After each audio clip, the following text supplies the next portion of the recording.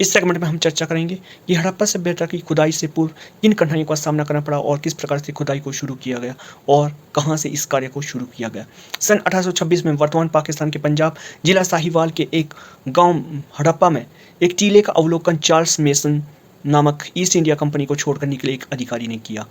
उसने समझा कि इसी स्थान पर चौथी शताब्दी में ईस्वी पूर्व में पोर्स और सिकंदर के बीच में युद्ध लड़ा गया था। इसके कुछ वर्षों बाद अलेक्जेंडर बर्न्स नामक एक यात्री ने हड़प्पा की यात्रा की।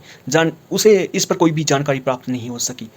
सन 1853 में एक महान उत्खननकर्ता और खोजी ब्रिटिश इंजीनियर अलेक्जेंडर कनिंघम का ध्यान एक हड़प्पा की मोहर पर गया। हालांकि मोहर पर एक बैल और 6 अक्षर अंकित थे, लेकिन वह इसके महत्व से अछूता रहा, यानी उससे कुछ भी प्रभावित नहीं हुआ। कनिंघम ने 1872 में जब दूसरी बार यात्रा की, तब वह हाल ही में बनाए गए भारतीय पुरातत्व सर्वेक्षण का डायरेक्टर नियुक्त किया गया था।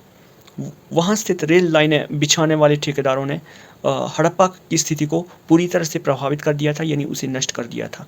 कनिंघम ने वहाँ पाषाण औजार, अति प्राचीन मृदभांड के साथ साथ सांड के चित्र वाला एक मोहर प्राप्त किया, जिसके नीचे कुछ विचित्र सा लिखा हुआ था। सांड के विषय में कुबड़ नहीं होने की वजह से उसने उसे एक विदेशी सील माना और इस प्रकार से उसने एक महत्वपूर्ण तथ्य से अपना मुंह मोड़ लिया और इस कहानी को उसने वहीं पर स्टॉप कर दिया। मतलब उसके बाद उसने उसके बारे में कोई भी उत्खनन नहीं किया। इस प्रकार लगभग 50 वर्षों तक कभी भी कोई उत्खनन कार्य नहीं हुआ। हड़प्पा स्थलों की क्षमता की पहचान 1921 में की गई, जब भारतीय पुरातत्वविद दयाराम साहनी ने इसकी खुदाई शुरू की। तो इस प्रकार से 1921 से इसकी खुदाई का कार्य जो है लगातार शुरू किया गया था। धन्यवाद। इस सेगमेंट में इतना ही।